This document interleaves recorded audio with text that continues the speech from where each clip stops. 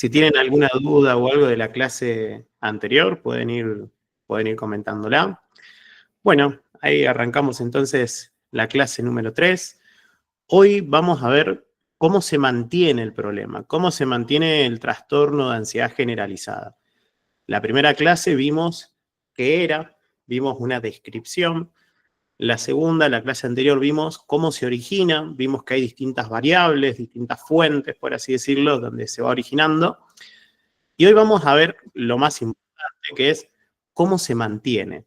Es fundamental entender cómo se mantiene porque eso nos va a dar a nosotros el mapa para poder trabajar y hacer un tratamiento y para poder justamente cambiar, ¿bien?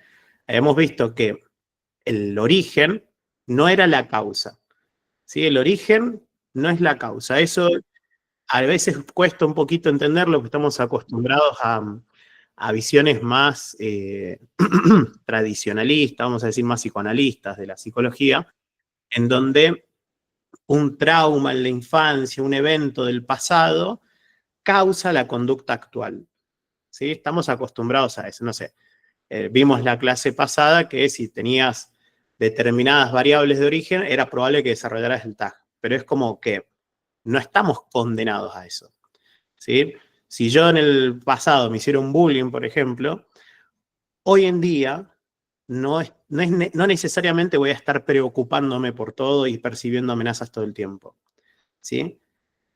Que algo sea el origen no quiere decir que sea la causa. La causa va a estar en el presente, va a estar en el aquí y ahora.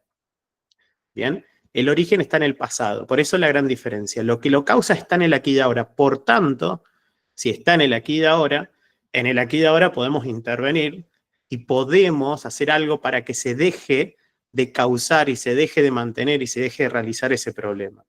¿Se entiende? ¿Vamos bien? Igual, todavía no arrancamos, así que vamos a ir desglosándolo poco a poco. Entonces, una vez que se instala, entre comillas, ¿no? La ansiedad generalizada con todos estos factores que fuimos viendo, ¿qué la mantiene viva? ¿Qué hace que siga girando el círculo vicioso? ¿Bien? Analizaremos las principales variables que perpetúan el problema, volviéndolo un círculo vicioso justamente. Esto de círculo vicioso va a estar reiteradas veces porque es para que entiendan la lógica del problema. O sea, todos los problemas psicológicos tienen una lógica. Uno puede entenderlos, tienen cierta racionalidad, ¿sí? Aunque sean disfuncionales, aunque no les sirvan a la persona, aunque te hagan sufrir, tiene sentido. ¿Bien? Esto es como medio contradictorio, pero vamos a ir viendo que cobra sentido. Entonces, ¿qué hace que sea este círculo vicioso? ¿Sí?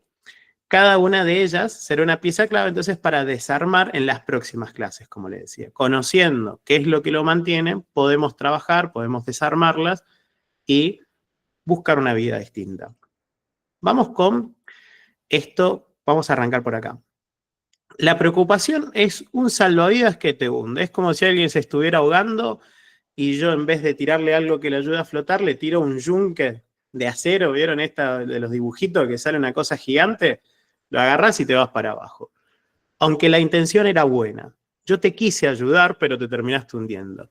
Bueno, la preocupación pasa algo más o menos así. Las personas que se preocupan a cierto nivel, no quiere decir que sean muy conscientes a veces de esto, tienen ciertas creencias o ideas de que preocuparse está bien, preocuparse es útil, preocuparse es necesario, ¿sí? Son los que vamos a llamar creencias positivas de la preocupación, ¿bien? Son ideas a favor de preocuparse. Como les dije, esto no siempre es muy consciente, las personas no siempre se dan cuenta. En la clase anterior vimos que aprendimos a preocuparnos, ¿bien? Aprendimos, observando modelos, que la forma de enfrentarse al mundo es a través de la preocupación. Aprendimos que si vos te preocupás, entonces vas a estar mejor preparado, preparada, si ocurre lo peor. Ya vas a saber qué hacer, te vas a poder anticipar, vas a poder ver distintas alternativas, ¿sí? Entonces, esa preocupación empieza a cobrar una cierta utilidad, una cierta connotación positiva. Si me preocupo, entonces como que estoy más a salvo, ¿sí? Estoy más preparado. Si me preocupo, si no me preocupo, perdón, si no me preocupo, algo malo va a pasar. Esto también está muy internalizado. Es como uno se tiene que preocupar para que no te pasen cosas malas. Por ejemplo, yo les pongo siempre el mismo ejemplo a mis pacientes. Imagínate que mi mamá ahora se va de viaje, está yéndose a Potrerillo, una zona muy linda acá de Mendoza, y no sé, se me ocurre la idea de que puede llegar a tener un accidente. Pero yo ni me preocupo. Lo dejo pasar. Sigo con lo mío. Sigo, no sé, en este caso dando clases, sigo tomando mate, haciendo mis cosas, y no me preocupo por lo que le pueda llegar. Ahí es donde muchas personas les empieza a hacer ruido. Es como, si no te preocupás, ojo que puede pasar algo malo. Si lo pensás mucho, si la mantenés en tus pensamientos, en tu cabeza, de alguna manera vas a evitar que le pase algo malo. ¿Sí? Es como si el pensamiento tuviera poderes, vamos a decirle casi mágicos, de influir en la realidad y evitar que pasen cosas malas. Entonces, si vos no te preocupás, es como si pasó, es como darle vía libre a que pasen cosas malas. No sé si me explico, es un poco enredado, pero la mejor analogía que yo tengo acá es como rezar, ¿sí? Con el mayor de los respetos, pero es una lógica muy similar. Si yo me pongo a rezar para que pase o no pasen cosas malas, entonces de alguna manera lo prevengo. Si yo no me pongo a rezar, es como que le estoy dejando el vía libre para que pasen cosas malas. Sí, eso es un pensamiento medio mágico.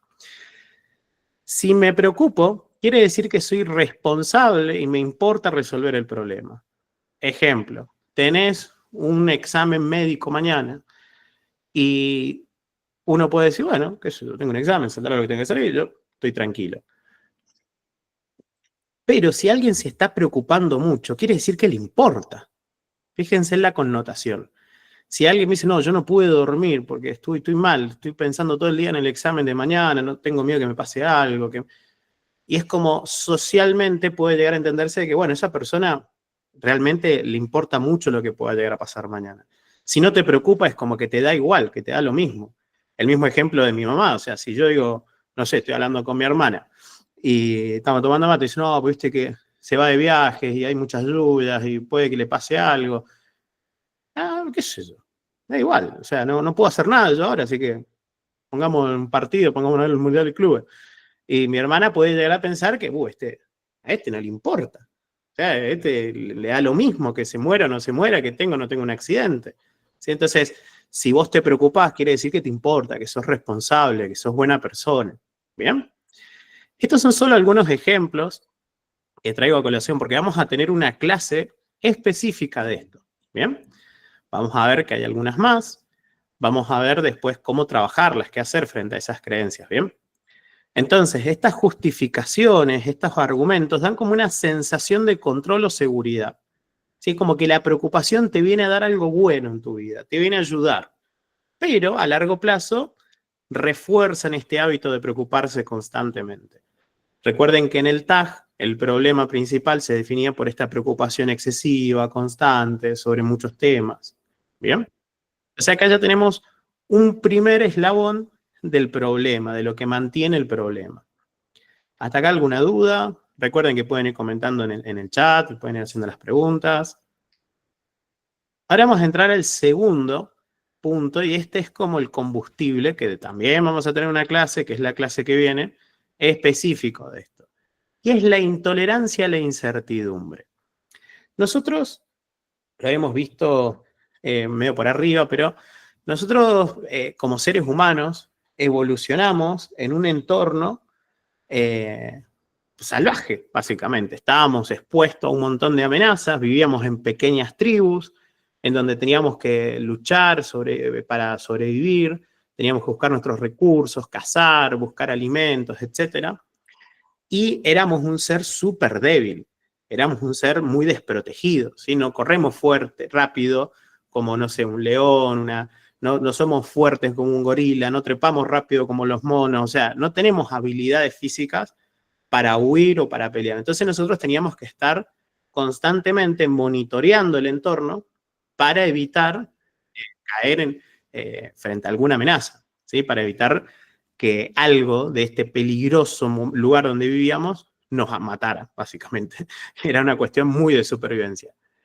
Recuerden que ese cerebro es el que tenemos ahora, no cambió mucho, sigue siendo muy parecido, entonces ese mismo mecanismo seguía. ¿Se acuerdan que eso era la alarma natural que se desregulaba? Vimos en la primera clase. En esto, la incertidumbre jugaba un papel importante. Si vos ibas caminando por la sabana africana, muy tranquilo, con tu amigo, y escuchabas un ruido extraño, ¿sí? O escuchabas unas pisadas o un crujido de hojas o de, no sé, un palito que se rompe, eso podía ser un depredador, podía ser una rama simplemente que se cayó, podía ser el viento, podía ser cualquier cosa, ¿sí? Eso era ambiguo, había incertidumbre ahí. ¿Y nosotros qué aprendimos como seres humanos? Que eso era señal de peligro. Si hay algo incierto es igual a peligro, porque las posibilidades de que pueda ser un depredador son altas.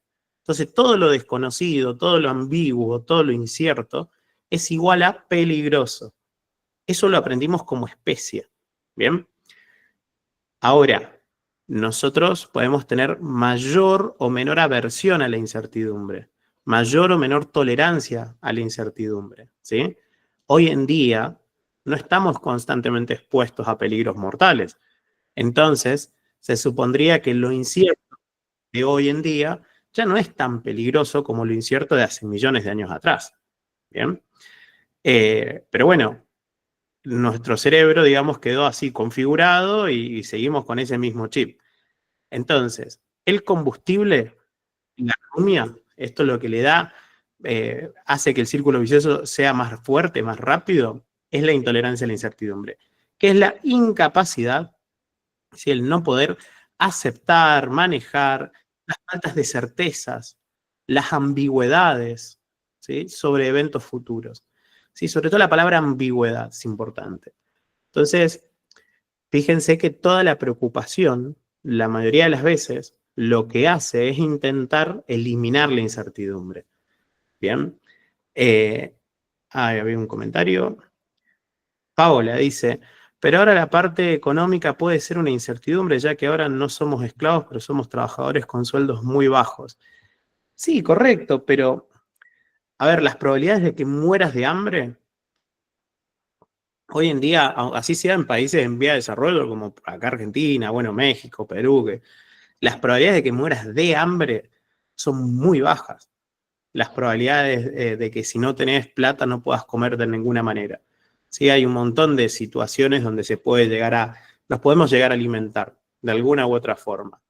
¿Sí? Ya no estamos frente a esas amenazas, ya no es esa amenaza de si yo no preví bien esto, me mata. Sí, obviamente que va a haber un componente social, cultural, de que si no tenés acceso al dinero, te quedás fuera de muchas cosas y es muy grave en algunos casos, en otros casos es incómodo, en otros casos es indeseable, lo vamos a ir viendo eso, ¿sí? Pero es cierto que la incertidumbre económica activa todo esto, eso es verdad, ¿sí? Se van a ir mezclando, no quiere decir que no influya, es un factor, pero según tu tolerancia a la incertidumbre, ese factor te va a afectar más o menos. ¿Bien? Eso es un poco lo que vamos a ir viendo. Sobre todo la clase que viene también vamos a tocar ese tema. Scarlett dice, ¿qué tal el miedo a que personas que conocemos nos encuentren en situación de calle? Bueno, eso ya es ansiedad social, ¿sí? Eso ya es otro problema. Ya no es ansiedad generalizada. Pero de vuelta, que te encuentren en situación de calle, una persona que vos quieras, puede llegar a ser medio humillante, ¿no? O desagradable, pero es peligroso. Pone en riesgo tu vida.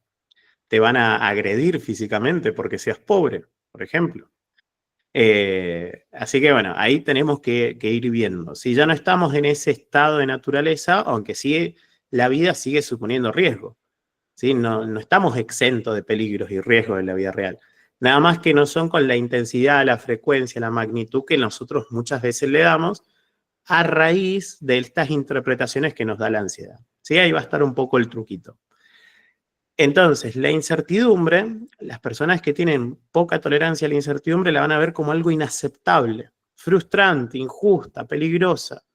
El hecho de que yo no tenga seguridad económica, es decir, que yo no tenga la certeza de que nunca voy a tener problemas económicos, es inaceptable. Si yo tengo que construir una vida en donde sea imposible que yo tenga dificultades económicas.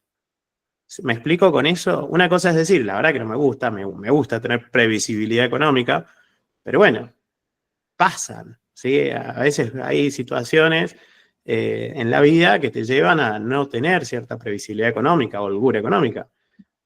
Quien tiene esta intolerancia lo ve como algo inaceptable, frustrante, injusto, fíjense. Acá no me quiero meter en discursos políticos, pero acá es donde empiezan a haber como ciertas ideas de que la vida, el mundo, el gobierno, la sociedad, no sé, el universo, a mí me debe garantizar la existencia. A mí me debe asegurar los recursos. A mí me debe asegurar que la seguridad física. A mí me debe asegurar que yo no corra peligro de ningún tipo. Entonces, es inaceptable que pasen cosas malas, que hayan peligros. Es inaceptable eso. Y yo entiendo que uno puede estar de acuerdo y decir, es verdad, no está bueno, una cosa es que sea indeseable, pero ¿a quién le vas a reclamar? Sí, esto lo vamos a ver mejor un poco la clase que viene, tiene bastante tela, pero eh, ¿qué hacemos frente a eso? O sea, el mundo es así, es caótico, es injusto. La realidad es así. ¿Qué haces vos con eso? Es el tema. Pero siempre les pongo el ejemplo a los pacientes, sobre todo los que son de Buenos Aires. Si yo me voy de visita a Buenos Aires, me bajo del subte, por ejemplo, voy con el celular así en la mano y voy filmándome, bueno, acá estoy, gente, en Buenos Aires, ¿qué es lo que me va a pasar? Me lo van a robar.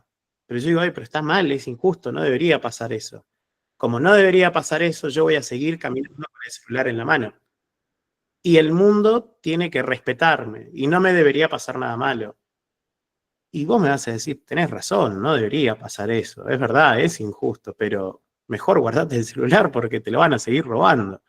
Bueno, eso es un poco lo que hacemos nosotros acá desde este enfoque, ¿no? O sea, es cierto, pero hay cosas que no podemos cambiar. Entonces veamos cómo podemos hacer para sobrevivir de la mejor manera posible. Algunos pensamientos típicos, quise poner algunos porque la lista es interminable, como les dije, lo vamos a ver en la clase que viene. Necesito saber ya, no puedo esperar. ¿Sí? El famoso, algo que destruye a alguien con intolerancia a la incertidumbre es, tenemos que hablar. No sabes lo que te tengo que contar. Mañana te cuento, mañana te lo digo. Y es como, no, necesito tener información ahora, en este momento, no puedo esperar porque el no saber me genera una cosa increíblemente desagradable, ¿sí? Es inaceptable, frustrante, no puedo soportarlo.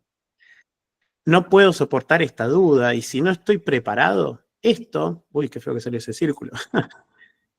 Esta pregunta es uno de los que es uno de los gatillos, de lo que suele originar el ciclo de la rumia. Es el famoso ¿y si? Nosotros ponemos ¿y si? Puntos y podemos poner 800.000 millones de ejemplos. ¿Y si se corta el internet ahora, por ejemplo? ¿Y si, no sé, estoy dando clases y me ahogo porque estoy con alergia, entonces tomo mate y me ahogo y me muero? Y si, no sé, me levanto y me da un infarto. Y si me da un infarto y nadie se da cuenta porque vivo solo. Y si, no sé, salgo a la calle y dejo la estufa prendida, la calefacción prendida y explota la casa. Y si no llego a fin de mes y si se van todos mis pacientes, por ejemplo, ¿no? Ese y sí es terrible, es el inicio muchas veces de todo el caos que se nos empieza a dar en la rumia. ¿Bien? Y fíjense que son preguntas que no tienen una respuesta, que no tienen no puedo tener certeza sobre eso. Yo puedo tener certeza de que me levanto y ahora en 20 minutos me caigo de la ducha y me muero ahí en la ducha. No, no puedo tener certeza de que eso no va a pasar. Entonces ahí es donde empieza la preocupación. Por eso es el combustible de la rumia y la preocupación, la intolerancia a la incertidumbre, el no saber. ¿Bien? Algunas frases también, prefiero imaginar lo peor a no saber qué va a pasar. Prefiero imaginarme muerto ahí en la ducha y tomar todas las precauciones posibles a estar ahí con la duda. ¿Sí? Con el ejemplo que había puesto de mi mamá, prefiero llamarla, llevarles mensaje, que la ubicación, que videollamada, que todos los, para asegurarme y tener la certeza de cómo está, a quedarme con la duda. Y ante la duda, prefiero imaginar que le puede pasar lo peor antes de quedarme ahí, tan tranquilo. ¿Bien? Esta intolerancia impulsa entonces, como les decía, la preocupación, ¿sí? Y las conductas de evitación y seguridad, como un intento, inútil por cierto, de lograr certezas. ¿Sí? Entonces, yo busco eliminar la incertidumbre, pero hay cierto grado de incertidumbre en la vida que es imposible de eliminar.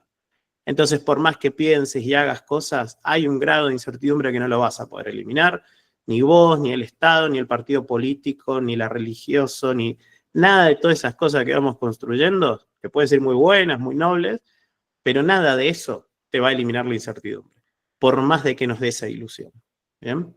El fanatismo de cualquier índole es un intento de eliminar la incertidumbre también. Bueno, y pensándolo, si sos muy fanático o fanática de algo, fíjate cuál es la incertidumbre que te está quitando, cuáles son las respuestas que te está dando. Sí, no, la solución a todo es el liberalismo económico o el comunismo o el, no sé, el justicialismo. Y cuando tenemos una respuesta simple a preguntas complejas, a temas complejos, lo único que hago es eliminar la duda, eliminar la pregunta. Yo ya tengo todas las respuestas acá. La respuesta que me dio mi líder, o que me dio una doctrina, o que me dio un libro, o una corriente psicológica también, o sea, en psicología también hay fanatismo, ¿sí? Todo es esto y no hay forma de ponerlo en duda. La ciencia también puede llegar a ser una cuestión fanática, mal entendida, obviamente, porque la ciencia es poner en duda todo. La ciencia convive con la incertidumbre, justamente. La ciencia te dice, esto es verdadero hasta que se demuestre lo contrario. Vamos a ponerlo a prueba. Qué sé yo, hasta ahora es lo que yo creo, pero el día de mañana puede cambiar.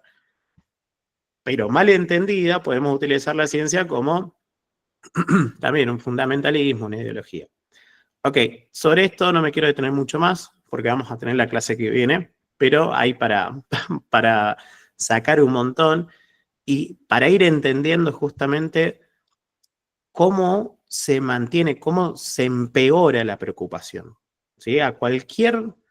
Eh, a cualquier persona le agregas un poco más de incertidumbre en su vida y se va a empezar a sentir mal y va a empezar a experimentar ansiedad.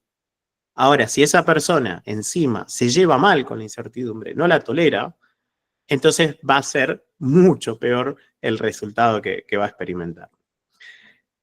Vamos con otro. Sesgos cognitivos. ¿Alguien nunca ha escuchado la palabra sesgos cognitivos? Puede poner en el chat. Hoy no ha hablado casi nadie en el chat. Han hablado dos chicas.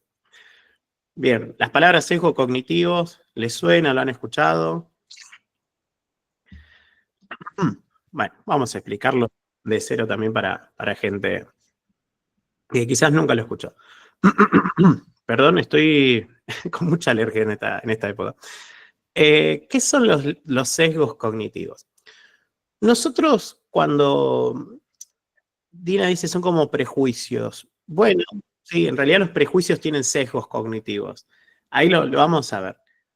La respuesta corta son errores en la forma en cómo nosotros interpretamos la realidad. Nosotros, cuando vamos a interactuar con el mundo, cuando vamos a interactuar con la realidad, no la vemos tal cual es.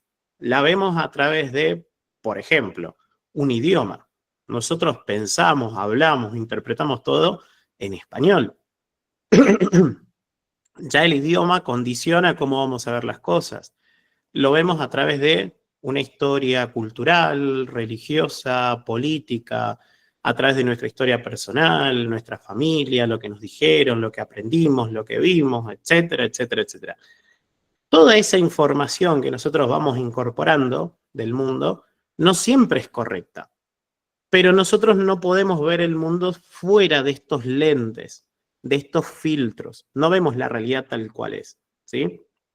Sino que la interpretamos. Los pensamientos son interpretaciones, son mapas de la realidad.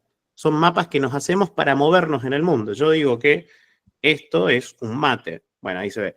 Esto es un mate. ¿Sí? Entonces, si efectivamente es un mate y lo puedo usar para tomar mate, bueno, me sirve. Es un mapa correcto, vamos a decirlo, es una interpretación correcta. Ahora, el problema empieza cuando estas interpretaciones están distorsionadas. Es como, o sea, es como tener unos lentes que deforman la realidad. ¿Han visto no sé si en las películas o alguno lo ha visto presencialmente, yo personalmente no, pero vienen esos como parques de diversiones que le dicen que son como ese juego de los espejos, que uno se ve frente al espejo y se ve como gigante, o te ves súper grandote, o te ves chiquitito, o te ves peticito, como que cada espejo te va mostrando algo diferente, te va deformando la realidad de una forma diferente. Bueno, eso vendrían siendo como estos lentes o estos filtros que vamos teniendo, ¿sí?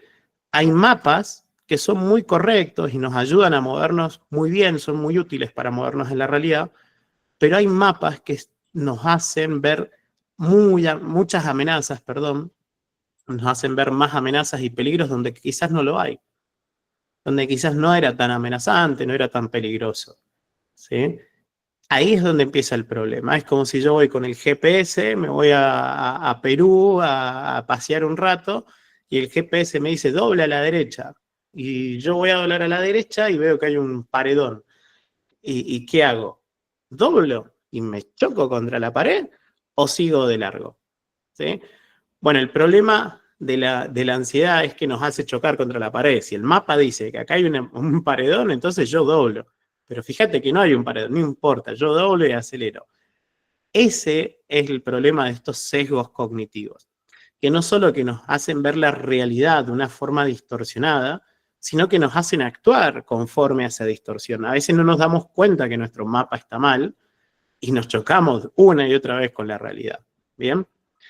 Entonces, estos sesgos es como que le van a dar material a la preocupación para que siga girando este círculo vicioso. Un sesgo es la atención a la amenaza.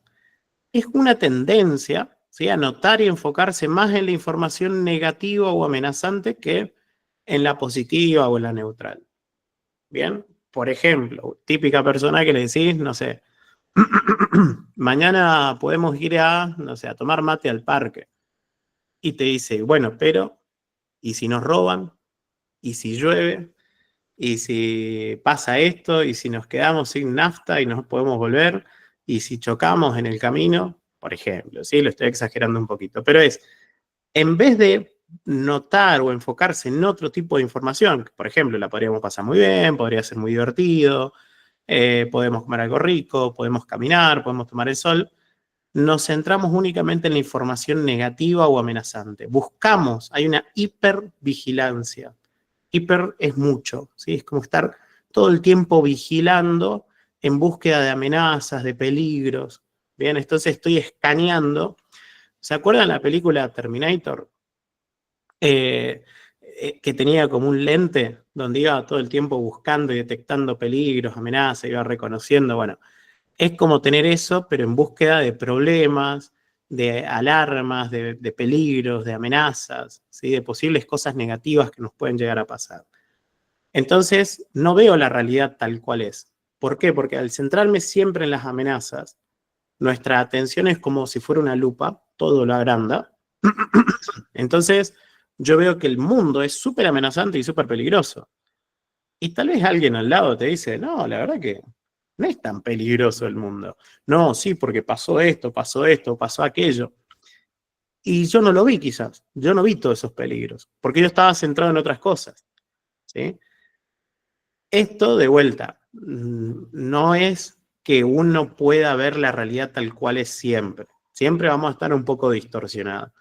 Pero cuando estos sesgos son muy rígidos y todo el tiempo yo estoy viendo la vida de esta forma, entonces todo el tiempo estoy en contacto con peligros, con amenazas. ¿Y cómo me voy a sentir? O sea, la ansiedad va a estar activada todos los días, todo el día. ¿Bien? Entonces, una cosa que tenemos que ir viendo desde acá es, ok, ¿sos de estar todo el tiempo buscando peligros, amenazas? Si haces eso, probablemente experimentes mucha ansiedad y después la pregunta es, ¿cuántas de esas amenazas, cuántos de esos peligros realmente se cumplieron? o fueron tan graves como creías. Bien. Otros sesgos cognitivos son sesgos más interpretativos. Esto que yo le decía, algo ambiguo es igual a algo amenazante. Todo lo ambiguo es igual a lo amenazante. Entonces, todas las situaciones que pueden ser ambiguas o neutras, las voy a interpretar de la peor manera. ¿Sí? Siempre le voy a dar ese toque amenazante. Vamos a dar lo que se llaman saltos lógicos o inferenciales, pero bueno, no vamos a hablar muy técnico. Un salto lógico es una interpretación que no tiene una conexión esto con aquello. ¿Sí? No tiene nada que ver peras con manzanas. Yo empiezo a mezclar todo. Un salto lógico es un mensaje sin respuesta, por ejemplo, le mando un mensaje a un amigo, che, nos vemos esta noche. No me responde durante 6 horas. Eso es ambiguo, ¿sí? Es como puede ser que esté bien, esté mal, no sé, que puede estar muy ocupado, puede que no esté viendo el celular o puede estar enojado o puede que no quiera ir a la juntada conmigo. Este sesgo nos lleva a ver todo lo ambiguo como algo peligroso. Entonces, si no me respondió, entonces seguro está enojado. ¿Sí? Tengo un leve dolor en, no sé, yo ahora poner en la garganta, pues estoy con alergia, entonces toso mucho. Entonces seguro tengo un tumor en la garganta. Seguro tengo una enfermedad terrible en las cuerdas vocales. Me van a tener que operar y voy a quedar mudo. Y es como, a veces tiene cierta conexión, pero a veces también hacemos inferencias que no tienen nada que ver. ¿Sí? Acá ya me estoy pensando en cuestiones un poco más supersticiosas, pero no sé. Bueno, por ejemplo, yo me levanté antenoche, me levanté a las 3:33 de la mañana, justo, una hora hermosa para la superstición. Como me levanté a esta hora, entonces ahora me va a pasar esto. ¿Qué sé yo? ¿Sí? En fin, este sesgo es todo lo que sea ambiguo, yo le voy a dar una connotación amenazante. Piensen, cada vez que se preocupan por algo, ¿dónde está lo ambiguo en esto que me estoy preocupando? ¿Sí? ¿Y cómo lo estoy interpretando? ¿Lo estoy interpretando como algo amenazante? Si tu jefe te dijo, che, el informe está bien, pero habría que juntarnos así le hacemos un par de revisiones. Bueno, eso es ambiguo. O sea, está contento, está mal. ¿Sí? Hay cierta ambigüedad. ¿Y cómo lo estás interpretando? Y seguro que me va a echar porque seguramente va a notar que me equivoqué en esto, se va a enojar conmigo, no me va a encargar más cosas, voy a quedar relegado, me va a bajar el sueldo, qué sé yo. Empezamos a interpretar todo eso ambiguo como amenazante. ¿Sí? Tengo que hacer un viaje. Bueno, ¿reservo este alquiler o el otro? ¿Bien? O veo una cosa sospechosa en algo y, uy, seguro que me van a estafar, seguro que va a pasar esto, seguro va a pasar aquello. O sea, todo lo ambiguo lo veo como amenazante. Otros sesgos. Hay un montón de sesgos, pero yo solo voy a poner estos. Sobreestimación del riesgo. Uy, ¿qué sería esto? Sobreestimar que pase, que lo peor, que la consecuencia negativa es muy probable que suceda. ¿Sí?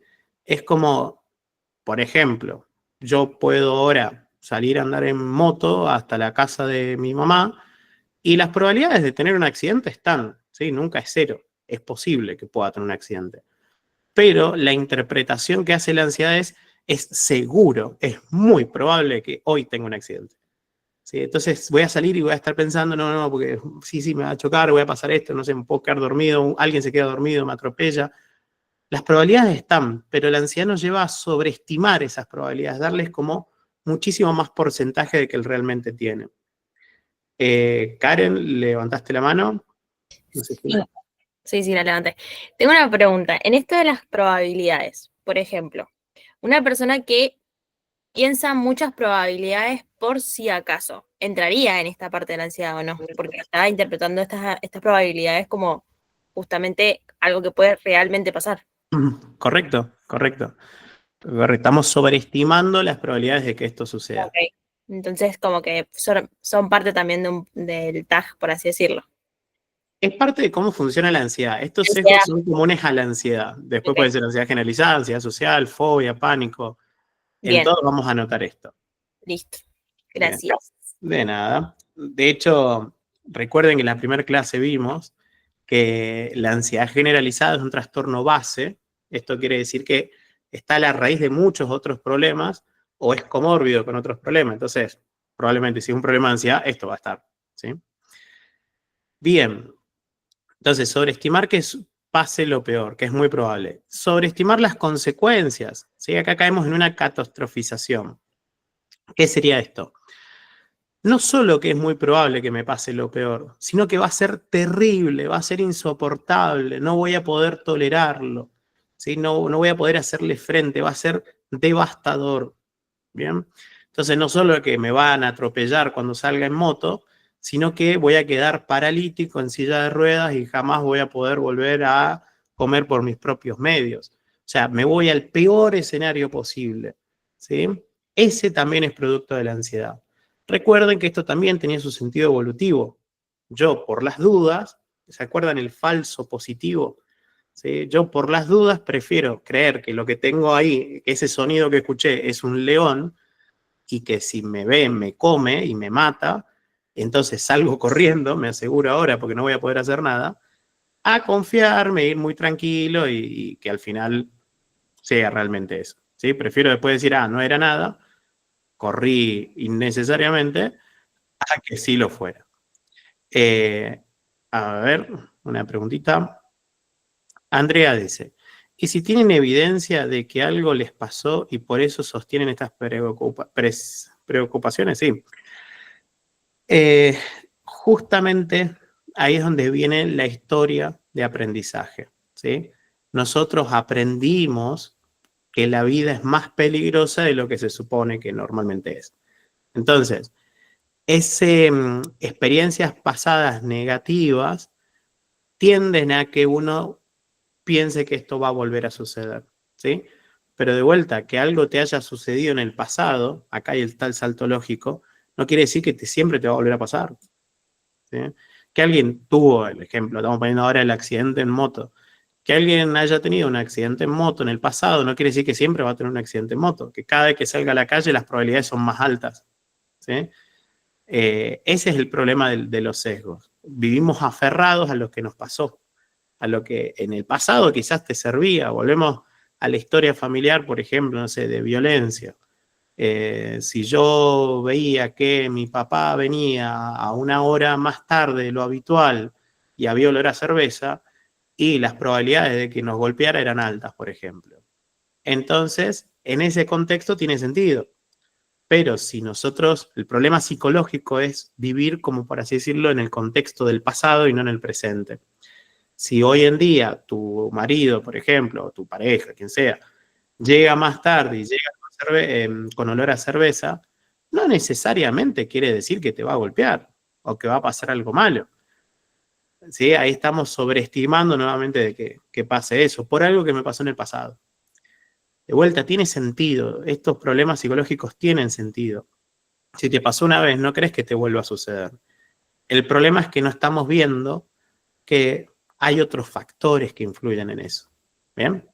No sé si te respondí o me enredé un poco en la respuesta.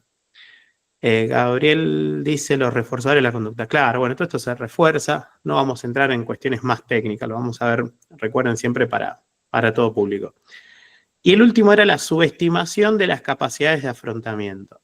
Esto quiere decir, no solo que va a pasar lo peor, que es muy probable que suceda lo peor, y que eso va a ser terrible, sino que no tengo ninguna capacidad de hacerle frente. No voy a poder hacer nada frente a esa situación, ¿sí? Si tengo un accidente en moto y quedo ahí, no sé, en silla de ruedas, no, va a ser terrible, insoportable, y no tengo capacidad de poder seguir viviendo, no voy a poder hacer nada valioso por mí, ni por mi familia, ni por los que quiero. Ya está, se terminó todo. ¿Bien? Eso también es sesgado. En este caso, por ejemplo, en este ejemplo que estoy poniendo, porque, qué sé yo, podría dar clase en silla de rueda, ¿por qué no? O sea, podría seguir haciendo un montón de cosas que me gustan, podría seguir leyendo, estudiando, en el ejemplo este, ¿no? Hay cosas que vas a poder seguir haciendo. O sea, tenés la capacidad de levantarte y hacerle frente. Algo que a mí me gusta mucho recordarle a mis pacientes, que creo que lo había dicho también en la clase anterior, es, fíjate cómo sobreviviste hasta acá. Si fuera verdad que no tenés ningún recurso, que sos débil, que necesitas siempre de alguien más, que no podés solo, sola. ¿Y cómo sobreviviste a todo esto que te pasó? ¿Cómo estás viva hasta el día de hoy? ¿Sí? Entonces, ahí a veces le atribuimos a la suerte, a que pasó esto, aquello, y a veces el laburo en la terapia es darse cuenta de los recursos que tenés para hacerle frente a las situaciones. ¿Bien? Entonces, seguro pierdo el trabajo. Si cometo un error es muy probable que me despidan, va a ser terrible perder el trabajo, súper humillante, insoportable, y jamás voy a poder volver a conseguir otro laburo. Fíjense, los 3 sesgos. ¿Sí? A ver, habían puesto acá en el chat, Paola, ¿por qué el psicofísico no te lo permite? No entendí el comentario, Pau. Otro, ponele, no lo voy a poder soportar, jamás podría recuperarme. Sí, no sé, me entran a robar a mi casa, sería devastador, imposible de soportarlo, nunca me podría levantar, ¿sí? Bueno, claramente esos son pensamientos sesgados. Lo vamos a ver la sesión que viene, la clase que viene, pero no quiere decir que aceptar la incertidumbre quiere decir que esté de acuerdo con que me pasen esas cosas, ¿sí?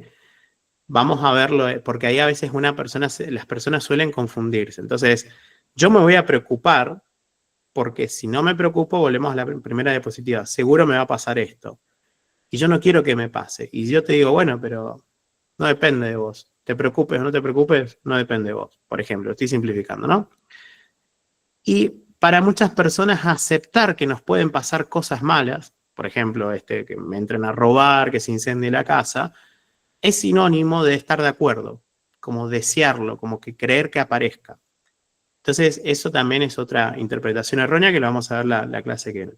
Hasta acá se entendió estos sesgos: sobreestimar el riesgo, sobreestimar el daño, subestimar las capacidades, esto de interpretar todo lo ambiguo como peligroso, y el anterior era la hipervigilancia. Bueno, genial todas esas reacciones. Ok, vamos con otro factor de mantenimiento, y es la orientación negativa hacia los problemas. En las personas con TAG, como les dije recién, no necesariamente carecen de habilidades para resolver. Tienen muchas veces muchas habilidades, aunque pueden haber casos graves donde sí carezcan de habilidades de resolución de problemas. Personas que, por ejemplo, habíamos visto que tuvieron infancias muy sobreprotegidas, puede que carezcan de ciertas habilidades, entonces evitan más tener problemas. O sea, yo no quiero tener problemas porque soy medio inútil para resolver problemas. Entonces, mientras más evito los problemas, menos problemas resuelvo, por tanto, nunca desarrollo las habilidades para resolver problemas, por tanto, sigo siendo inútil para resolver problemas, ergo, sigo evitando los problemas, por tanto, y fíjense el círculo vicioso, ¿sí? Mientras más evito problemas, menos habilidades tengo, menos confianza en que puedo resolverlos tengo, más evito, y así se sigue, así sucesivamente. Entonces, el problema acá es que a veces hay personas que tienen esas habilidades, pero no confían, creen que no van a ser capaces, porque ven que los problemas son algo negativo, es algo a evitar, ¿sí? Hay una forma de ver o orientarse a los problemas que es problemática en sí misma, si valga la redundancia. Perciben, por ejemplo, los problemas como una amenaza abrumadora, como algo inaceptable, como algo malo, como algo que hay que evitar. Si hay gente que te dice, otra vez, otro problema, y es como, ¿y qué pasa? Si en la vida vas a tener problemas, siempre van a existir los problemas, van a aparecer, no es que vas a lograr un nivel de vida en donde ya no exista ningún tipo de problema. No, acá es algo que si tengo un problema, entonces es algo malo, ¿sí? Desapruebo un examen, entonces es algo malo, es algo inaceptable. Me chocaron el auto, entonces no, está mal, no tiene que ser esto.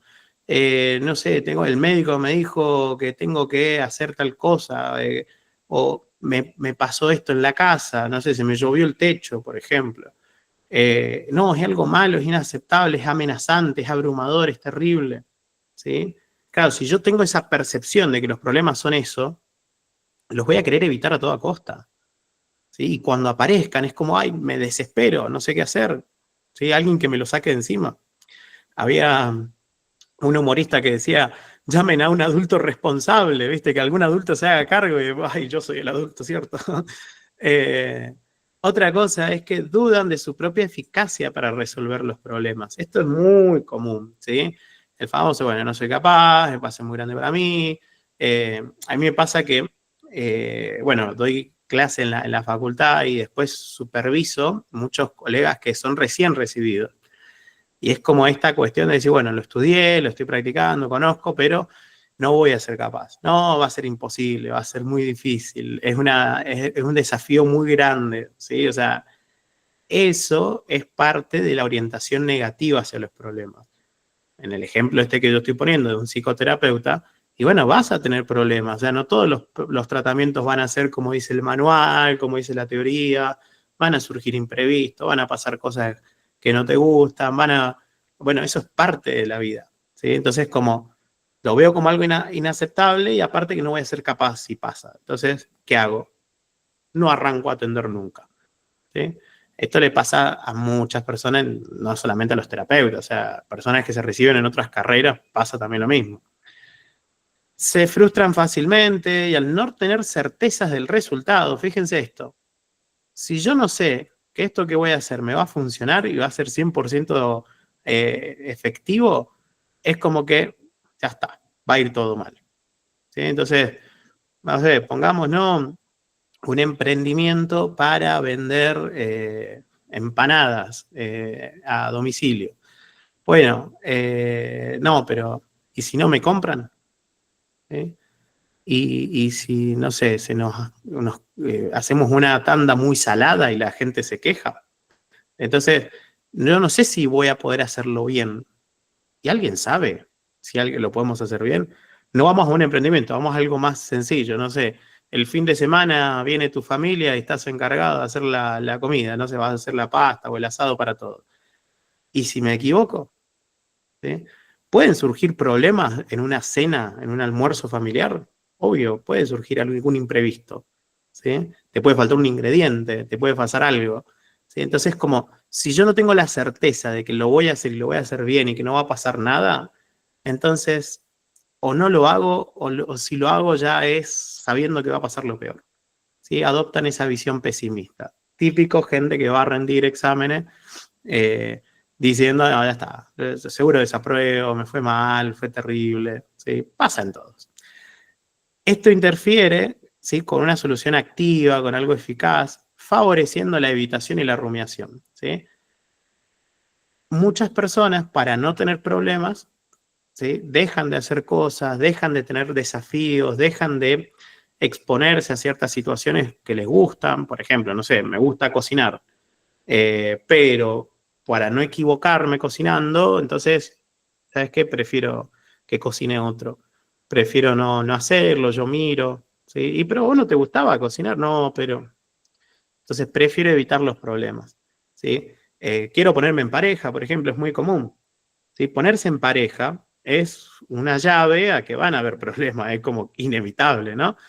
Y hay gente que es como, yo no sé si voy a ser buena pareja, si lo voy a poder resolver, si va a funcionar, ¿sí? ¿Alguien puede tener certezas de que un vínculo amoroso pueda funcionar en el tiempo? Nadie, no existe. Entonces, como no tengo esa certeza, yo prefiero quedarme como estoy, prefiero no dar ningún paso, no comprometerme, no asumir riesgos, no hago nada de eso, ¿sí? Eso pasa a nivel de pareja, en el trabajo, en la familia, no sé, remodelaciones de casa, cosas en la casa, de que, che, podríamos hacer esto, cambiar de lugar, ay, pero ¿y si después no me gusta? Y si después no estoy satisfecho con eso, no, por las dudas no hago nada, dejemos todo como está, no cambiemos, ¿sí? Y también, si ya es inevitable, por ejemplo, la situación, empieza esta rumiación, esta preocupación antes de que sucedan las cosas. Fíjense, es preocupacional. En lugar de hacer algo, yo me empiezo a preocupar sobre el problema. En lugar de ocuparme y resolverlo, empiezo a pensar, che, y si hago esto y me equivoco, empiezo a ver alternativas, yo a veces les pongo el ejemplo de, es como si yo digo, tengo que ir a hacer ejercicio, y en vez de ir a hacer ejercicio, empiezo a pensar, bueno, ¿qué sentadillas voy a hacer? ¿Cómo las voy a hacer? ¿Cuántas series? Como que yo me imagino haciendo el ejercicio y después termino recansado porque estuve preocupado, pensando un montón de horas y al final no resolví nada. Y después digo, uy, terrible, no fui, entonces ahora me va a costar el doble, entonces ahora tengo que pensar más cómo lo voy a hacer, porque ahora es más difícil. Y me vuelvo a preocupar, me vuelvo a preocupar. Lo mismo pasa con el estudio, con empezar un proyecto, con algo. Es como, en vez de hacerlo y resolver el problema, es como, no, ay, no, esto no lo entiendo, es difícil. Entonces me pongo a preocuparme en vez de actuar, ¿sí? Gabriel tiene un comentario. Dice, muy bueno el ejemplo del miedo a comenzar a atender. Me ocurrió 6 años con el título de Adorno. Uf. Gabriela, perdón, no Gabriel. Ligado también a características de la personalidad como el perfeccionismo, la intolerancia al fracaso, dejar de buscar certezas, es liberador. Bueno, Gabriela, eso pasa un montón. De hecho, el perfeccionismo es parte dentro de la ansiedad generalizada. Vamos a ir tocándolo justamente. Pero es esto, como no tengo la certeza, como no sé si me va a salir bien o no, prefiero no hacerlo. Josefina dice, tener una visión tan negativa sobre determinada situación, por ejemplo, voy a rendir un examen y no paro de pensar que me va a ir mal, que no he estudiado lo suficiente, etcétera, etcétera, genera una probabilidad de que efectivamente me vaya mal o eso es un mito. Bueno, fíjate acá, interfiere con una solución activa y eficaz. Interfiere, o sea, no necesariamente te lo crea el resultado negativo, pero si yo no puedo estar atento a la situación, a lo que estoy diciendo, lo que estoy haciendo, es muy probable que cometa errores. Es muy probable que me olvide. Es muy probable que sea torpe en mi actuar.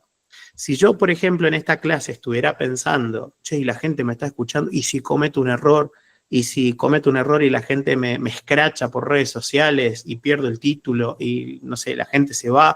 Si yo estoy pensando eso, ¿voy a poder hablar tranquilamente? ¿Podría expresarme relajadamente? ¿Podría hablar bien? ¿O estaría medio torpe hablando? Estaría hablando medio como, bueno, a ver, la cosa, ay, no, es que no voy a decir esto, porque si digo esto, tal vez, bueno, entonces, y me voy a empezar a confundir, me voy a empezar a trabar, mi desempeño va a ser insuficiente y probablemente cometa errores, efectivamente. Sí, es lo que se llama esa profecía autocumplida. Pienso que me va a ir mal, seguro me va a ir mal, esto va a ser terrible, no voy a ser capaz, y como durante el proceso de solución yo estoy pensando en que esto va a ir mal, estoy en otro lado, no estoy ahí, no estoy actuando conscientemente, entonces probablemente cometas errores. ¿Sí? Esto es como, a ver, hay cosas que uno tiene que dejar y hacerlas en automático. Si uno la piensa es peor. A mí me gustaba mucho jugar al ping-pong. Y cuando yo pensaba, digo, ahora le voy a rematar, le voy a pegar por este lado, cuando yo ya lo pensé, la pelotita había pasado hace 5 segundos. Tiene que ser algo que salga rápido, reflejo. Si la pensás mucho, entorpeces el proceso de solución. ¿Sí? Bien, se va entendiendo esta orientación negativa de vuelta. Fíjense que todo lo que estamos viendo son círculos viciosos, todo se retroalimenta negativamente. Conductas de seguridad y evitación. Acá viene el perfeccionismo. Acá son acciones, o la no acción, falta de ellas, que realizamos para sentirnos seguros, para sentir que tenemos cierta certeza, para sentir que tenemos cierto control, ¿sí? Y a mayor certeza, mayor control, mayor seguridad, ¿sí? Menos incertidumbre, a menos incertidumbre, menos ansiedad. Bien, fíjense cuál es la lógica, como les dije. Que esto sea poco saludable no quiere decir que no tenga lógica, lo podemos entender al problema.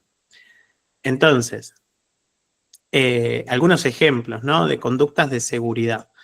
Chequear repetidamente, bueno, en el caso de muchos terapeutas es formarme, sobreformarme, hacer curso del curso, el poscurso, el título, el sobretítulo, el más título, de todo antes de empezar a trabajar. ¿Sí? Porque yo tengo que tener toda la seguridad de que no voy a cometer ningún error, de que voy a poder trabajar con cualquier persona. ¿Sí? No sé, imagínense un ingeniero va a construir un edificio, entonces no, yo voy a buscar reaseguro constante. Lo voy a hacer, lo voy a revisar, le voy a pedir opinión a este y opinión a aquel, y una vez que lo haga le voy a hacer esta prueba y esta prueba y esta prueba y esta prueba y esta prueba, porque si esto se cae va a ser terrible, es muy probable que se caiga, entonces tengo que sobreplanificar todo, ¿sí? Hay un cierto grado de conductas de seguridad que es adaptativo, que está bien, ¿sí? Pero empieza a ser problemático cuando nos lleva mucho más tiempo de lo normal, sería de lo saludable, cuando nos lleva demasiado esfuerzo y terminamos súper agotados antes de siquiera empezar, ¿sí? Ahí es donde empieza a ser problemático, ¿sí? No está mal chequear, pero si yo voy a chequear 10 veces antes de mandar, no sé, un currículum, y ahí empezamos a tener problemas. Si yo estoy trabajando de mozo y, y tengo que llevar una bandeja, por ejemplo, y me pongo a acomodar las cositas para que no se me caigan, porque seguro que se me va a caer, va a ser terrible, no voy a poder hacer nada, acuérdense los sesgos, ¿sí? Todo lo que vamos viendo se van sumando. Bueno, acomodo la bandeja, llevo, ay, que no voy a pasar esto, porque si me pasa esto, entonces estoy 10 minutos para salir con una bandejita y llevarla a una mesa, y entonces me demoro, y la próxima la tengo que hacer más a las apuradas, pero sigo con estas conductas de seguridad, entonces me entorpece, me dificulta la vida. Si tengo que rendir un examen, por ejemplo, no sé, un examen de conducir, bueno, tengo que practicar constantemente y vos tomámelo y vos fijate y vos hacelo porque no es cosa que me equivoque, que pase algo. Entonces termino alargando un examen, que sé yo, 2 años antes de ir a rendir. ¿Sí? Cuando voy a rendir no me siento lo suficientemente preparado, hay cierta incertidumbre porque va a estar, si es la primera vez que lo hace sobre todo. Entonces, no voy. ¿Sí? Otras conductas de seguridad es llevar objetos como protectores, estos amuletos, ¿sí? Hay un montón de ejemplos de conductas de seguridad, pero vamos de vuelta a esto. También hay una clase específica de esto, ¿sí? Así que vamos a profundizar más en eso.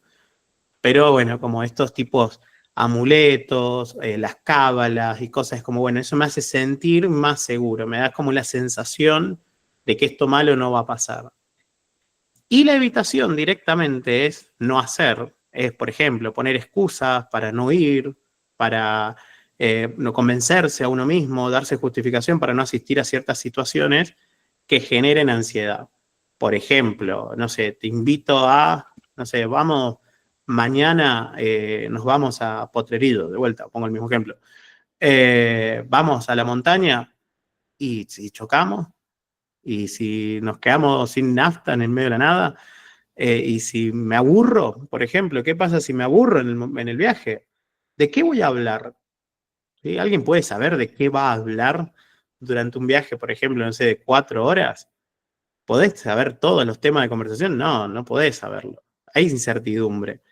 Entonces, la evitación es, oh, como esta situación es incierta y me genera ansiedad, directamente no la hago.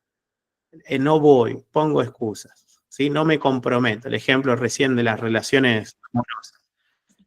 Como no sé si eso va a funcionar y se va a mantener a largo plazo, prefiero evitar, ¿sí? Proyectos personales, profesionales, ¿sí? También, o sea, no sé, no tengo la seguridad de que esto vaya, la certeza. Entonces, prefiero no hacerlo, prefiero posponerlo, ¿sí? La toma de decisiones, acá suele pasar esta famosa parálisis por análisis. Si yo me pongo a analizar todas las variables hasta tener una certeza del futuro, no lo vas a tener. Entonces, probablemente te paralices ahí. Y esto puede pasar en cosas muy simples. Me voy a comprar ropa y tengo un montón. Mientras más alternativas tengo, peor. Entonces, ¿qué hago? Compro esto porque la plata es limitada. Entonces, ¿qué hago? Y si me compro esto, pero ¿y si después no lo uso? No, mejor me compro esto. Pero ¿y si después necesito esa remera? Ah, bueno, me compro. Y podemos estar, bueno, ¿qué hago? No, me voy a mi casa. No compro nada. Mejor me quedo ahí. ¿Sí? O zapatillas, zapatos. Me quedo, no compro nada. ¿Bien? Fíjense con decisiones cada vez más importantes. A mayor importancia o mayor trascendencia en la vida de la persona, mayor incertidumbre hay, mayor riesgo hay.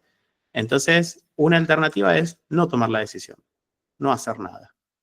Pero no existe la no conducta, no existe la no decisión, ¿sí? Esto es parecido, es como decir, no existe la no comunicación. A algunos estudiantes de psicología tal vez les suene eso, pero supongamos que uno, por ejemplo, no sé, estoy viendo ahora a Gabriel o a Eugenia, me hace una pregunta, me dice Maxi, no sé, tal cosa, y yo sigo la clase. ¿Yo puedo decir que no me comuniqué? ¿Qué piensan en el chat? ¿Puedo decir que no me comuniqué con Eugenia o Gabriel? Andrea dice, sí te comunicaste. ¿Por qué, Andrea? ¿Por qué pensás que sí me comuniqué? Si yo no lo respondí, seguí de largo. La ignoraste. Ok. Dale, Karen. Porque la conducta también comunica y si vos no la salvaste fue por algo y a esa persona le va a dar una respuesta en sí. Es una respuesta. Bien, bien, perfecto. Paola dice, si no los tomaste en cuenta. Entonces, no existe la posibilidad de que yo no me comunique. El hecho de no querer comunicarme ya transmite un mensaje, ya es una comunicación. ¿Sí? Acá también no existe la no conducta, porque ya acá estás eligiendo. Estás eligiendo posponer, estás eligiendo no ir, estás eligiendo no decidir, no hacer. ¿Sí? Y eso tiene consecuencias.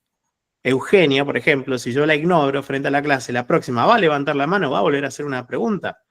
¿Sí? Bueno, ella quizás me conoce y bueno, tal vez que no me escuchó, se distrajo, pasó algo, pero si no me conociera, va a decir, no, este tipo es un irrespetuoso, nunca más vuelvo a preguntarle. No, si vos le preguntás, te ignora, así que, o sea, tiene consecuencias el no hacer, el evitar. Y también tiene consecuencias las conductas de seguridad. No es gratis. Nuestro tiempo y nuestra energía es limitada.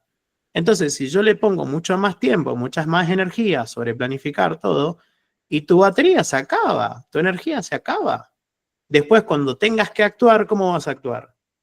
¿Sí? Vas a estar súper cansado. Es como correr una maratón antes de empezar a correr la maratón.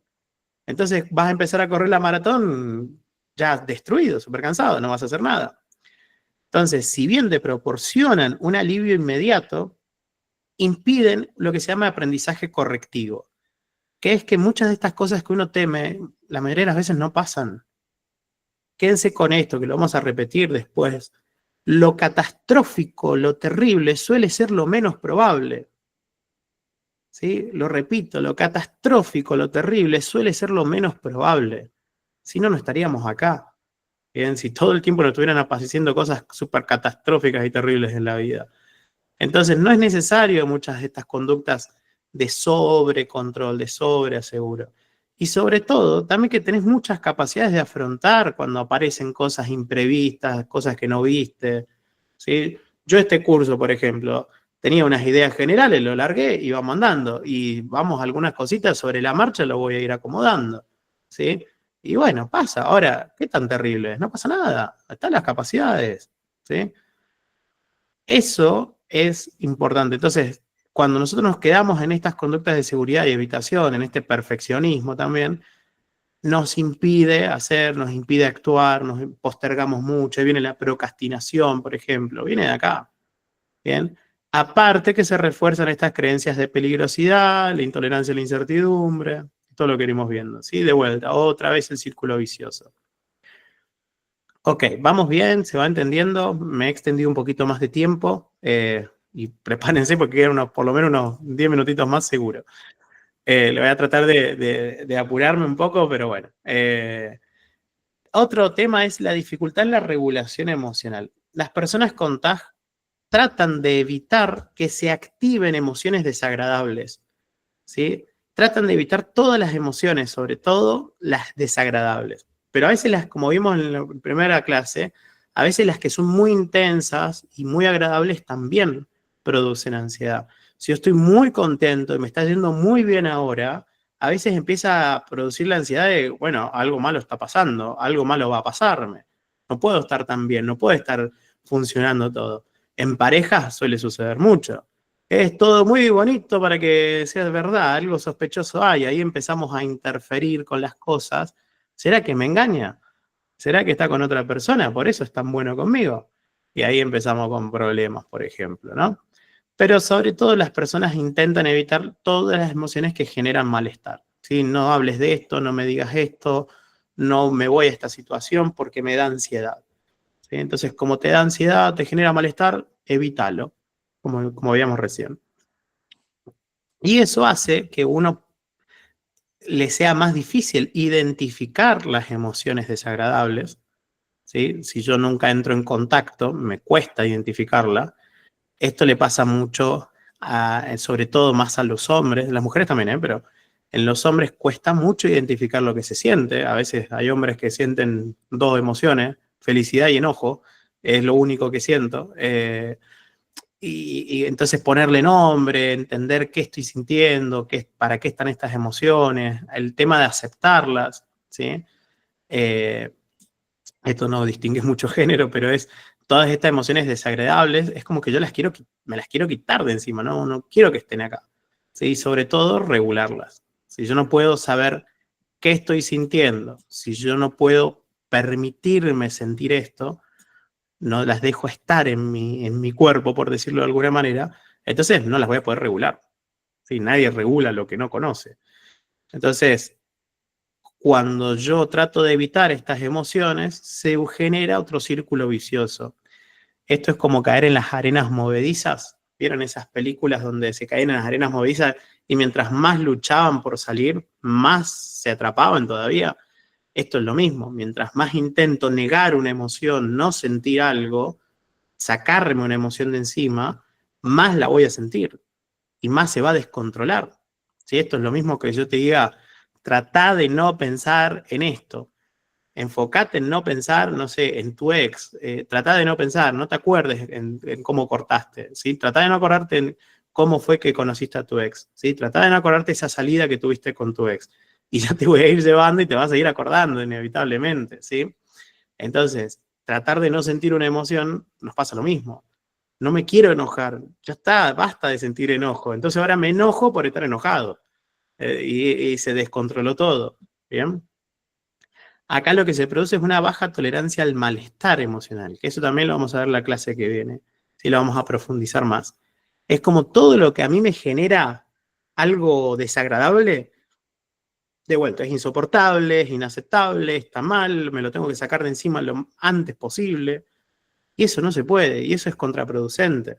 ¿Sí? Incluso existe el miedo a sentir emociones. ¿Sí? A mí me da miedo sentirme triste, me da miedo enojarme. ¿Sí? No vaya a ser cosa que pierda el control y que pase esto y que pase aquello. Entonces, me da miedo una emoción. Entonces, cuando aparece esa emoción, fíjense todas las otras emociones que empiezan a aparecer. O sea, empieza a descalibrar absolutamente todo. ¿Bien? O el miedo al miedo también, por ejemplo, en ataque de pánico. Tengo miedo a experimentar ansiedad. Me pone ansioso la ansiedad. Y ahí es donde esto se hace otro bucle de desregulación emocional. Porque las personas buscan estrategias ineficaces para quitarse esas emociones de encima. Una es la preocupación excesiva. Acá algo que es importante, a veces viene una rumiación emocional. ¿Qué quiere decir esto? Yo me pongo a rumiar, a pensar, a sobreanalizar el por qué me siento como me siento. Entonces hoy me sentí medio triste. ¿Por qué me siento triste?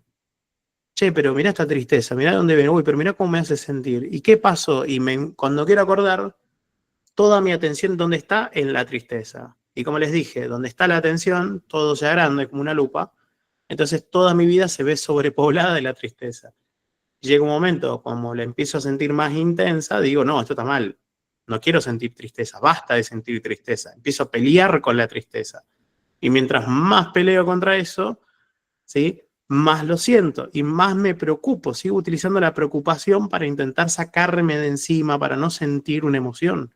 Y es súper ineficaz. O las conductas de evitación. No hablar, dejar de hacer, no entrar en contacto con algo que me genera tristeza, por ejemplo. Y esto perpetúa el ciclo. ¿Vamos bien? ¿Se va entendiendo esto? Esto le vamos a dar otra vueltita de tuerca en la clase que viene, para ingeniar las reacciones. Vamos a dar una vueltita de tuerca y aparte, la idea es hacer un ciclo de charlas también como este, directamente destinado a la regulación emocional. Sí, creo que también es un tema súper relevante. Vamos con esto último. ¿Sí? Lo voy a explicar lo más sintético posible. El modelo ABC es un modelo clásico en psicoterapia para explicar cómo nosotros perpetuamos los problemas. Cómo estos problemas, recuerden que les dije, tiene una lógica, tiene un sentido, tiene un funcionamiento. Es un modelo medio simplificado, pero sirve. La A significa acontecimiento activador. ¿Sí? Son cosas externas, pueden ser físicas, emocionales, o sea, pueden ser externas o internas, ¿sí? Algo que pasó, algo que me dijeron, algo que vi, algo que escuché, o puede ser interno, algo físico, algo que siento, un dolor, un recuerdo, un pensamiento, una imagen mental, cualquier cosa que a mí me active, ¿bien? Eso puede dar el pensamiento, puede desencadenar el pensamiento, y sí, que les dije recién, ¿sí? Y si me pasa esto, y si mi mamá tiene un accidente, y si desapruebo, y si se me caen las cosas mientras estoy yendo a bajar el servicio, etc. Y o pueden aparecer imágenes también desagradables, ¿sí?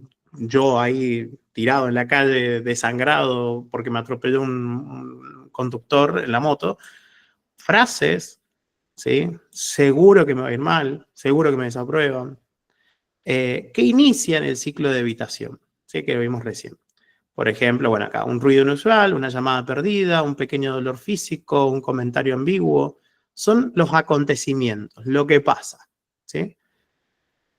Después vienen las creencias o los pensamientos, que es la B, ¿sí? La B en inglés, esto lo ponen como behavior, no, belief, perdón, que son las creencias, behavior es conducta. Entonces, acá están las B, las creencias o los pensamientos. Y es cómo nosotros interpretamos estos eventos que nos pasan. Y acá empieza a venir lo problemático. No es tanto lo que nos pasa, sino cómo interpretamos eso que nos pasa. Por ejemplo, si yo tengo un ruido inusual en mi casa y yo interpreto como que hay un tipo en los techos, hay un ladrón o hay un fantasma, por ejemplo, en mi casa, ¿cómo me voy a sentir? ¿Cuál va a ser la consecuencia que es la C? Y voy a experimentar mucho miedo, voy a experimentar ansiedad, ¿sí? Sí, voy a hacer, y voy a intentar buscar, por ejemplo, a nivel conductual, no sé, voy a llamar a la policía, voy a prender las luces, voy a hacer algo.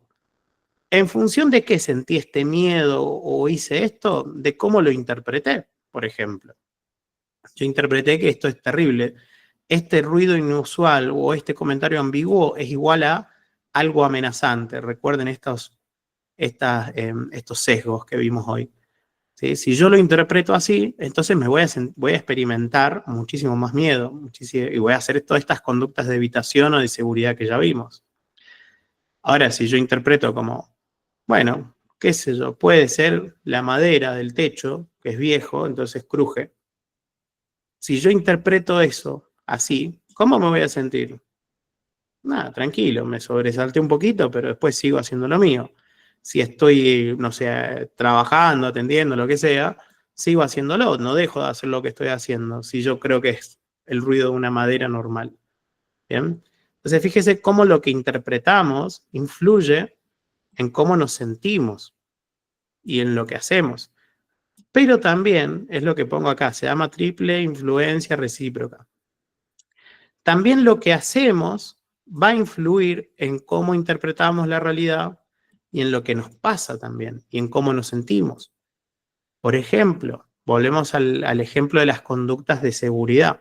Si yo soy una persona que, por ejemplo, evito ir a situaciones sociales donde no sé qué voy a poder conversar con esta persona o no me pongo en pareja con esta persona por miedo a que esto termine y sentirme súper mal.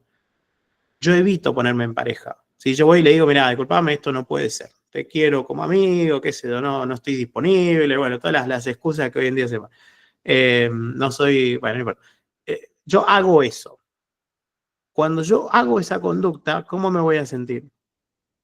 ¿Sí? Al momento aliviado, pero después quizás me sienta frustrado porque, bueno, yo quería estar en pareja, pero no puedo, no se me da, que esto, que aquello, ¿sí? Entonces, fíjense, la conducta influye en cómo uno se siente y también en cómo uno interpreta la situación. Que es típica, todos son iguales, siempre me pasa lo mismo, esto va a seguir siendo siempre igual, soy un fracaso para las relaciones. En función de qué interpreto esto de lo que hice, ¿sí? Y también va a influir en los acontecimientos. Si yo dejo de ir a buscar, por ejemplo, una pareja, entonces no voy a estar en contacto con otras cosas que me podrían acercar a estar en pareja, ¿sí? Entonces mi realidad también va cambiando. El ejemplo que pusieron recién, Si yo tengo miedo a desaprobar un examen, según como yo lo estoy interpretando, lo que estoy haciendo también va a influir en mi rendimiento y en la situación externa. Bien, no voy a entrar más en esto. Sí, Karen. Perdón, remil pesada, pero No, no, perfecto. en este caso pasaría lo que es el aprendizaje, que después, en base a este modelo ABC y dependiendo de los acontecimientos, las creencias y las consecuencias, si tuvimos como una connotación negativa, vamos a evitar posteriormente y vamos a tener todos estos sesgos posteriormente. O sea, en todo Exacto. caso, por ejemplo, no aparece, bueno, hice desapruebo, me genera un malestar, por lo tanto aparece el sesgo y la consecuencia es que no me presente a rendir. Y así va a ser constantemente hasta que no se rompa el ciclo, por así decirlo. Perfecto, Karen, perfecto. Es así, justamente esto perpetúa el problema, empeora, ¿sí? Mantiene el círculo vicioso de este que estamos hablando. Pero, bien, cada uno a su manera. Excelente, buen ejemplo. Nos pasa eso, por eso quería poner este modelo. Entonces, lo bueno de esto es que nosotros hay cosas en las que podemos influir y en las que no, a nivel tratamiento, a nivel de cómo resolvemos el problema. Hay situaciones externas que no dependen de nosotros, no podemos hacer nada, ¿sí?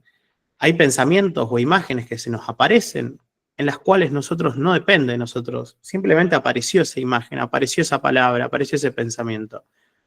Ahora, ¿en qué sí podemos influir? Y en cómo interpretamos todo esto, en cómo nos relacionamos con esto que nos pasa, ¿sí? En qué hacemos a partir de eso que nos pasa. Entonces, en nuestras interpretaciones y en nuestras conductas, vamos a ir encontrando las claves para romper este círculo vicioso. Esto sí, ya, no completamente quizás, pero sí tenemos más influencia en nuestra forma de entender el mundo. Esto que están haciendo ustedes, estas clases justamente, ya les va a ir cambiando algunas interpretaciones de su ansiedad, de sus conductas, de sus emociones. Y cambiando esas interpretaciones, muchas veces cambian cómo se van a sentir y en lo que van a hacer. Pero más adelante también vamos a ver otras estrategias que apuntan directamente a hacer cosas diferentes y eso va a cambiar en cómo interpreto la realidad y en cómo me siento. ¿Bien? ¿Me explico por qué es importante entender este modelo? Acá lo vamos a ver de una forma un poco más gráfica, ¿sí? La intolerancia a la incertidumbre, fíjense, está en el medio, es el combustible, es lo que está en el corazón de todo esto. Que de vuelta la vamos a ver la clase que viene. La A eran esos eventos estresantes de la vida, el malestar, problemas, dificultades inevitables, ¿sí? Es una situación activadora, como decíamos. Muchas de estas cosas no las podemos controlar, no dependen de nosotros, no podemos hacer mucho para evitarlo. Y acá van a ver las B, el cómo interpretamos, las creencias, las interpretaciones. Acá vamos a incluir, por ejemplo, estas creencias que vimos al principio de utilidad de la preocupación. Si yo creo que la preocupación me sirve, me ayuda, me es útil, y es muy probable que me ponga a preocuparme, ¿sí? Los sesgos cognitivos, si yo creo que la amenaza es muy probable que suceda, yo no voy a poder hacer nada, va a ser terrible, y es muy probable que me sienta súper mal. ¿Sí? La orientación negativa a los problemas es muy probable que haga que yo evite la situación. Entonces, acá vamos a tener mucha tela para poder trabajar. Después están las consecuencias, ¿sí? Estas conductas de evitación, las conductas de seguridad que vimos recién, la dificultad en la regulación emocional, el querer evitar emociones, no querer aceptarlas, ¿sí? Son consecuencias de B. Bueno, esto obviamente se retroalimenta. Esto es un poco quién fue el primero, el huevo o la gallina. O sea, a veces no podemos decir, primero fue el evento, después fue la creencia, después fue la consecuencia. No es lineal, ¿sí? Son interdependientes, pero bueno, no vamos a entrar tanto en eso. ¿Se entiende un poco este círculo? ¿Cómo se va manteniendo el problema? Ok, entonces, la solución es el problema. Fíjense, esta frase está buena, a mí me gusta mucho. Lo que nos hace sufrir no son más que intentos fallidos de solución, ¿sí? Que son perjudiciales a largo plazo. O sea, intentar eliminar la incertidumbre es el problema, pero intentar eliminar la incertidumbre era una solución en un comienzo. Si yo chequeo muchas veces para sentirme más seguro, ¿es una solución? Sí. ¿Te ayuda a sentirte más seguro? Sí. Pero eso sostenido en el tiempo a largo plazo se termina volviendo un problema. Entonces, esa solución es el problema. La buena noticia es que podemos romper este círculo vicioso. No podemos cambiar el pasado, como les dije, pero sí lo que hoy está manteniendo la ansiedad. Recuerden, la causa está en el presente, está en el hoy. Hay un montón de patrones que hoy están manteniendo el problema, que hoy mismo podemos empezar a cambiarlos.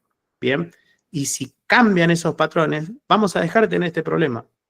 Recuerden, ninguna de estas etiquetas, la ansiedad generalizada, lo que sea, es como un bicho interno que tenemos, es que está en nuestra esencia, en nuestra naturaleza. Si nosotros dejamos de preocuparnos excesivamente, dejamos de tener TAG, punto. ¿Sí? No es que una vez que tuviste este diagnóstico lo tenés para siempre. ¿Bien? Eso es un error muchas veces que se cae. Bueno, entonces en las próximas clases vamos a ir haciendo un zoom en cada una de estas piezas claves para aprender estrategias alternativas que nos ayuden a desarmar este círculo vicioso. ¿Bien?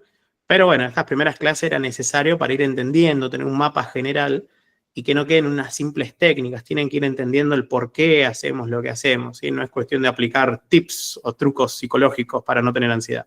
La idea es romper realmente este círculo vicioso. Para eso yo les recuerdo que está esta guía que yo les voy dejando en el Classroom. Entren al Classroom, hagan las guías. O sea, pues sobre todo quien está tomando esto como un acompañamiento, un complemento al tratamiento. La idea es que puedan ir entendiendo cómo es tu círculo vicioso, ¿sí? Cómo se mantiene el tag en tu propia vida. Van a haber algunas preguntitas donde les va a ayudar a repasar esto que vimos a nivel personal, ya más no tanto teórico. Así que bueno, recuerden, para quienes ven las grabaciones, pueden ser parte del desarme en los comentarios, en la descripción yo les dejo el link para acceder al grupo, pueden acceder al Classroom, pueden hacer sus comentarios bueno, en lo mismo abajo del video. Después pueden también colaborar económicamente, he estado recibiendo algunas donaciones, les agradezco mucho, está bueno, motiva mucho a seguir haciendo esto. Así que bueno, sin más, muchísimas gracias por estar acá. Espero que les haya ayudado, que les haya servido esta información. Y quienes están viéndolo en YouTube, suscríbanse, pónganle me gusta, comenten, que eso ayuda a que esto vaya creciendo un poquito más. Gente, muchísimas gracias. Nos vemos en la clase que viene. Gracias, Max.